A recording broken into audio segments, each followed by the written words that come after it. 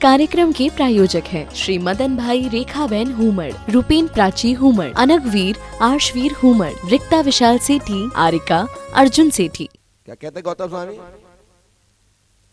बोले जब तक मुझसे राग रहेगा बेटा तू भगवान, तो क्या भगवान आपसे मैं राग छोड़ दूं? तो उसके बिना तू भगवान हो नहीं सकता। बोले ये जितने मेरे सामने केवल ज्ञानी हुए हैं, बोले हाँ उन्होंने मुझसे राग छोड़ा तब जा करके वो केवल ज्ञानी हो सके। तो बोले ठीक है प्रभु, जब तक आप हो तब तक तो ये राग मुझसे छूट नहीं सकता, जब तक आप हो तब तक। और वही हुआ, जैसे ही भगवान महावीर स्वामी को कार्तिक कृष्ण अमावस्या की सुबह मोक्ष की प्राप्ति हुई, भाई साहब को शाम को केवल ज्ञान हो गया।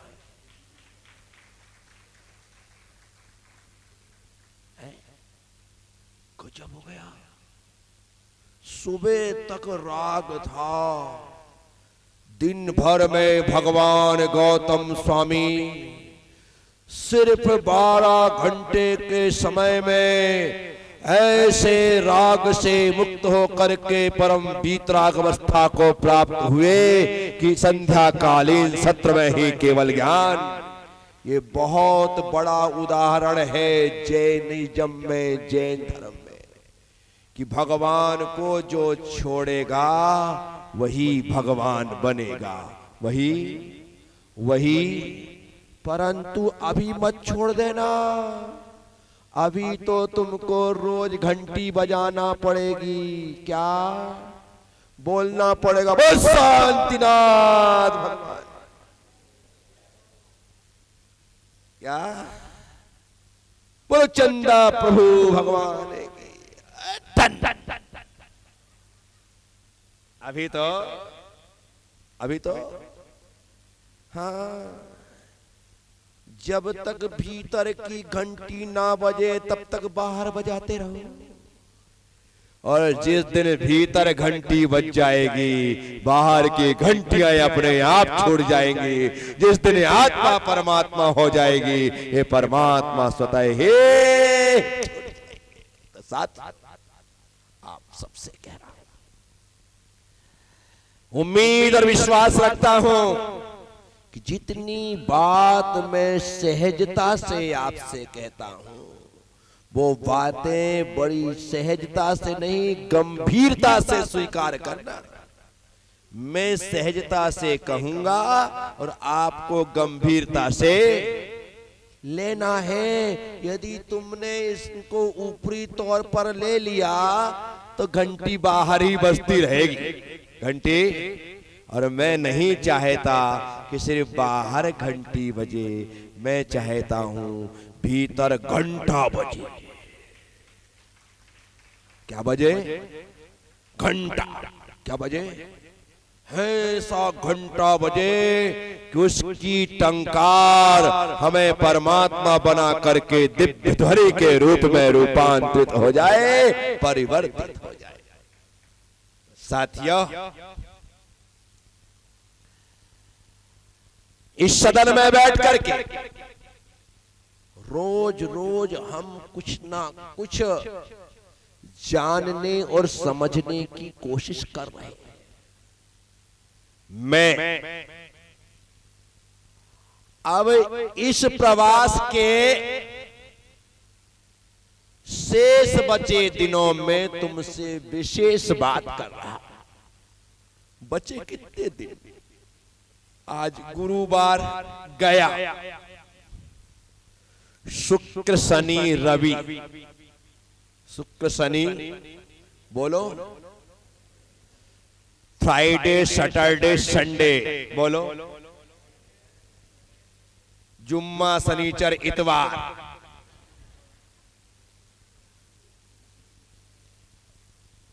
क्यों? कुछ गलत कह दिया क्या? उर्दू भी हमारी हिंदी भाषा की बहन रही क्या? हाँ, हिंदी में उर्दू का समावेश प्रारंभ से रहा है और जब हिंदी में उर्दू समाहित हो जाती है तो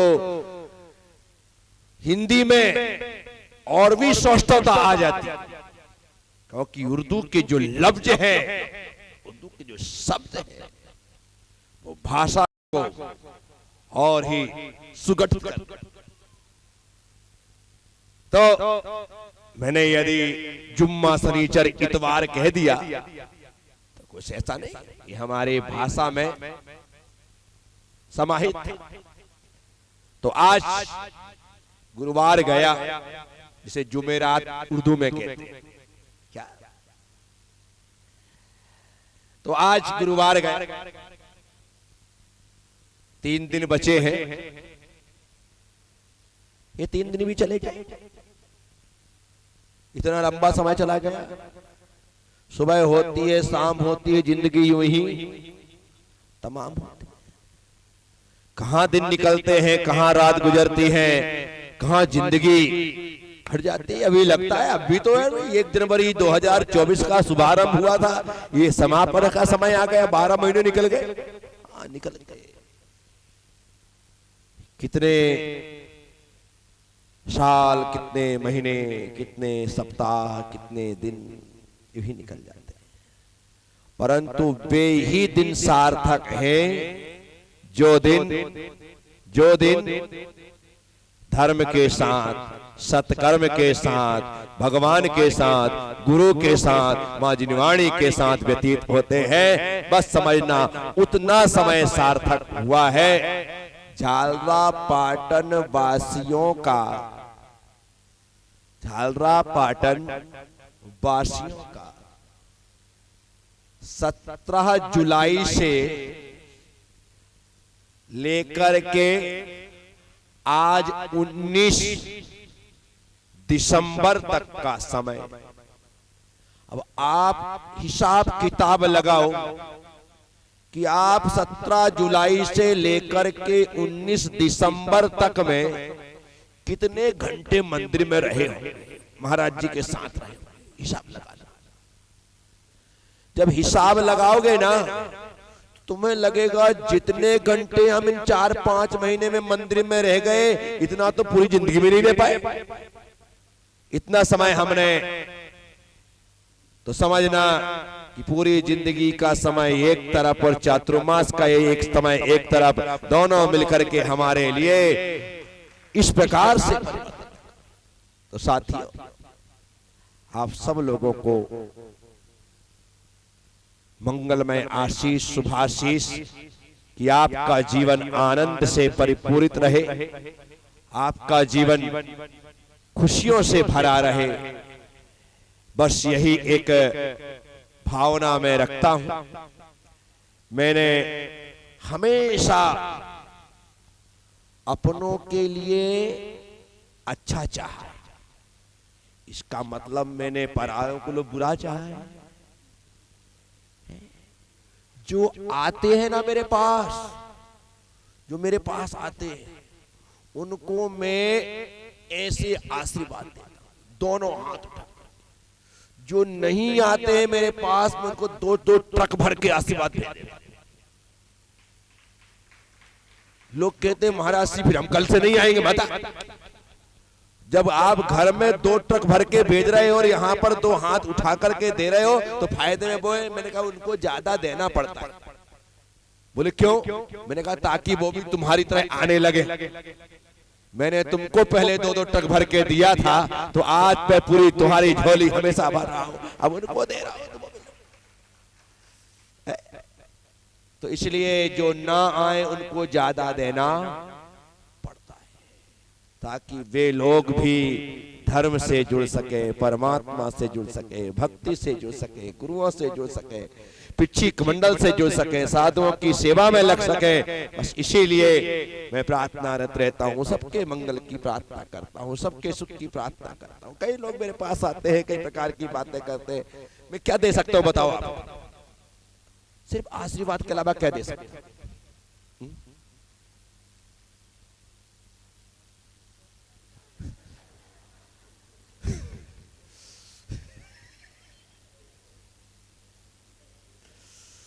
प्रसाद भी आशीर्वाद ही है। क्या है? वो भी आशीर्वाद है। तुम्हारे घर में खाने पीने की कोई कमी, ऐसा कौन है जिसने लाइफ में पहली बार ये ड्राई फ्रूट खाए? कोई है कैसा? सबके घर में होते साहब। हमारे घर में मेहमान आते हैं, हम उनके लिए सजा के तस्तरी रखते हैं, बराबर तरीके से बाउल में भरे काजू की सब भरे रहते हैं। हम दूसरे को घर में जाते हैं, वहां हमें प्राप्त होता है, सब बराबर होता है। पर घर में रखी हुई वो सारी जितने भी ड्राई फ्रूट है, एक का नाम काजू है, एक का नाम किशमिश है, पिस्ता है, बादाम है, अखरोट है, मखाने हैं, उनके नाम है। अब देखना, घर में आप काजू खाते हैं और मैं देता हूं तो आप प्रसाद लेते हैं, फर्क पड़ा नहीं पड़ा? इसीलिए तो प्रसाद भी आशीर्वाद होता है। वो तो मेरी आदतों में शुमार है। मुझे लगता है कि लोग मुझे इतने प्रेम से इतना अच्छा, इतना सारा मना मना के खिलाते हैं, तो कम से कम मेरे आहार के बाद थोड़ा थोड़ा तो इनको भी दे देना चाहिए। दे देता। ये मेरी मस्ती है। ये हर साधु के बस का काम नहीं है। उनको तो सोच नहीं पड़ता कि यार बांटू नहीं बांटू, लोग क्या कहेंगे, फोटो खींच लेंगे, खींच ले यार फोटो, दारू बांटू दारू।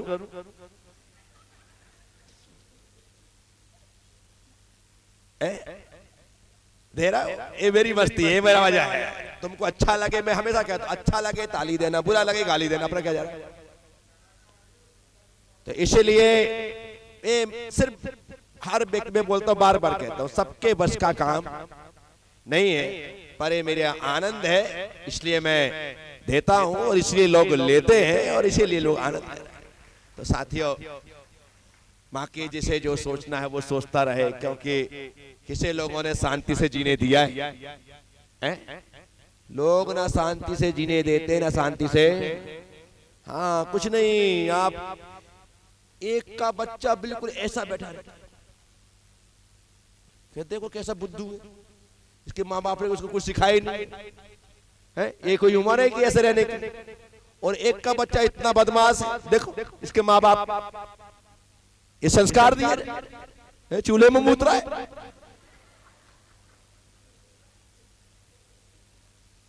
बोलो, नहीं बोलते हम? जिसकी वाइफ घर में ही रहे, काम ही करते रहे, चौका चूल्हे संभालते रहे, घर संभालते रहे, कहां युग जा रहा है? घर के बाहर ही नहीं निकल रही। और जो बाहर निकल रही है, देखो तो सही कैसा युग आ गया है? बोलो, आप कुछ भी करो, तुम्हें बोला ही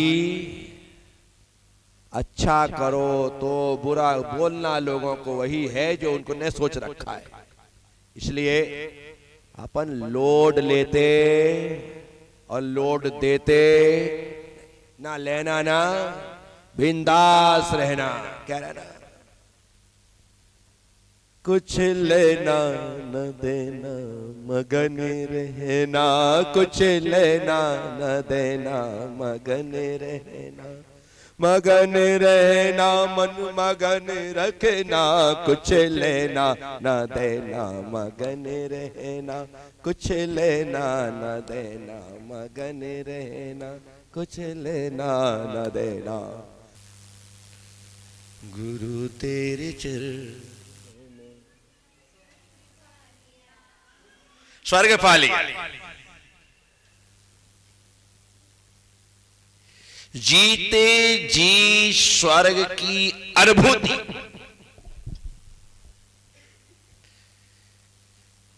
जीते जी स्वर्ग कैसा होगा, उस नजारे को यदि हम अपनी आंखों से देखना चाहते, तो कबीर कहता है, जो सुख है सत्संग में वो बैकुंठ न हो। क्या कहा? राम भुलावा भेजिया दिया कबीरा रोए, और जो सुख है सत्संग में वो बैकुंठ। बड़ी गहरी बात कह दी कबीरदास जी ने कि स्वर्गों के बारे में मैंने सुना है कि स्वर्गों में सुर है, सुर सुंदरियां हैं, सुरा है, सब आनंद ही आनंद है। इंद्री के तमाम सुख यदि कहीं है तो वह स्वर्ग में।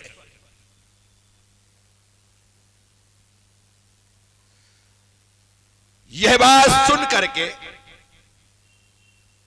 धरती का हर जीव स्वर्ग जाना चाहे। धरती का हर जीव स्वर्ग जाना चाहे, लेकिन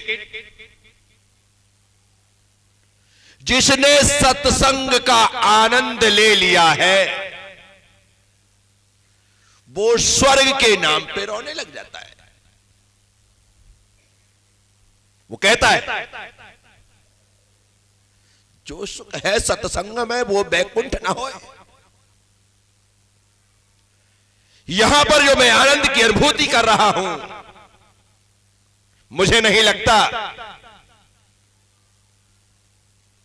वह सुर सुंदरियों और सुराओं के बीच में प्राप्त होगा। इसीलिए गुरु तेरे चरणों में स्वर्ग पा लिया है। ये पंक्तियां जिसने लिखी उसने अनुभूति की होगी, उसने वो आनंद पाया होगा जो धरती में घूमने के बाद, विचरने के बाद, पंचेंद्री के विषयों के चारों तरफ हो जाने के बाद भी नहीं मिला होगा। और सत्संग में जाकर के उसने जो पाया उसे लगा कि धरती में यदि कहीं जन्नत है तो वह गुरु के चरणों में है, गुरु के सानिध्य में है, गुरु के सत्संग में है। उसने महसूस किया। ये सब चीजें महसूस करने की होती है। सबको हर जगह अच्छा नहीं लगता है। इस कार्यक्रम के प्रायोजक हैं श्री मदन भाई रेखाबेन हुमड़, रूपेन प्राची हुमड़, अनगवीर आर्शवीर हुमड़, रिक्ता विशाल सेठी, आरिका अर्जुन सेठी।